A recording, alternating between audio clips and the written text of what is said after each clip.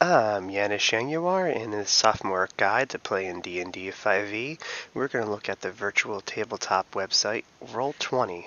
There's quite a bit you can do here. Now, understandably, some of this is premium content, but you know me, I want to play D&D for free. Also, note, this is not just for D&D, you can also get other tabletop games to play in here too. It's very versatile. Have it your way. Alright, so we are going to look at the virtual tabletop website known as Roll20. It is a sign up for free type of website, but there is subscription and slash premium features that they're okay.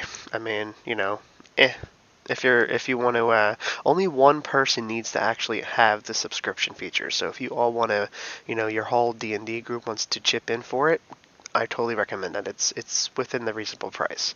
But anyway, we're going to look at anything that's free. So we're going to take out some maps, tokens, stats, and apparently, as I just found out, we're going to look at some character creation sheets, assuming I can spell, and let's dive right in. So you sign up for your free account and then you come to your welcome screen. As you can see in my case, I actually have 3 games. This is actually the first campaign I ever played. This was just a generic, see, it's just ASDF. That's what the DM decided to make it.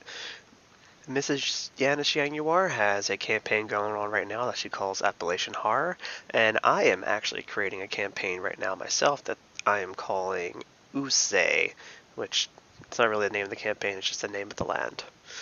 But as you can see, you can come up here and you can do all kinds of stuff. You can buy stuff for it. You don't have to though. You get a lot of free stuff, and then you have some good tools to play with because there's different types of games you can actually design and use this for.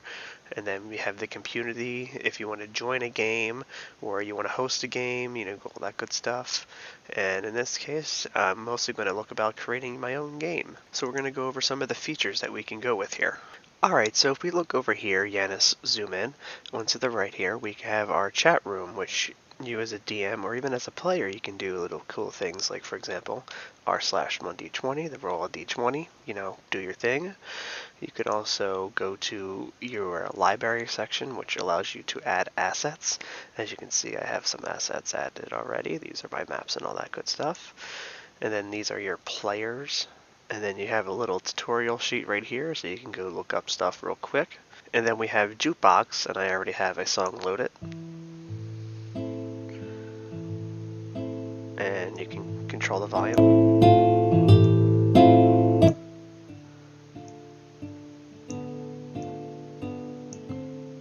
I feel that's appropriate. And then you have whatever this is. And then you have the settings thing, which you can basically just set up how you decide you want your things to look. It's settings, graphics, audio, all that good stuff. Alright, first let's get into the nitty gritty with maps.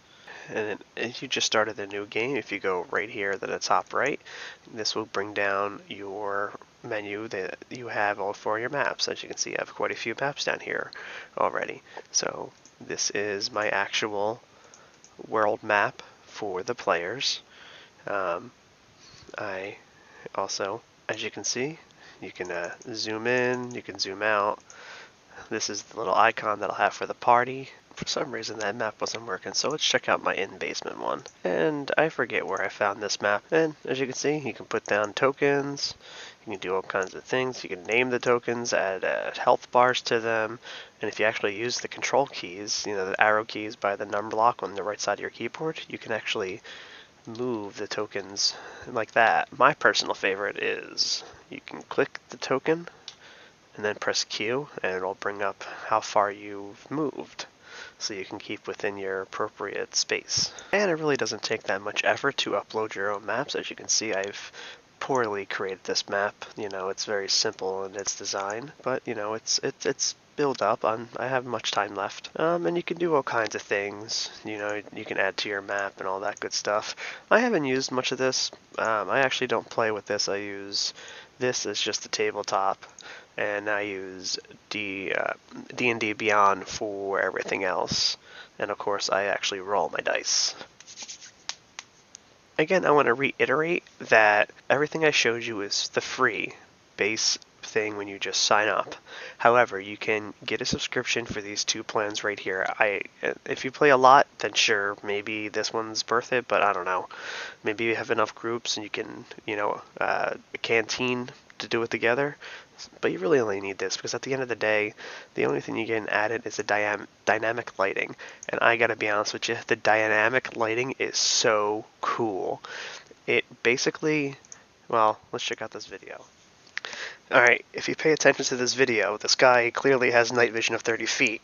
And if you look right here, you see this edge? That's what the dynamic lighting is. These edges. So when your icon moves, that will actually reveal some stuff. How cool is that? And that's all for this tutorial. I mean, you can get your maps anywhere, you can get your tokens anywhere, you can edit it yourself using any formats, you can add some audio, you can create character sheets, you can do all kinds of stuff. So hopefully I'll see you around. If you feel like joining the Discord, remember if you're a new player and maybe potentially a newbie, DM, or player, feel free to join the Discord. That's what I'm looking for. I don't know what I'm doing either, so let's learn together, guys. See you around.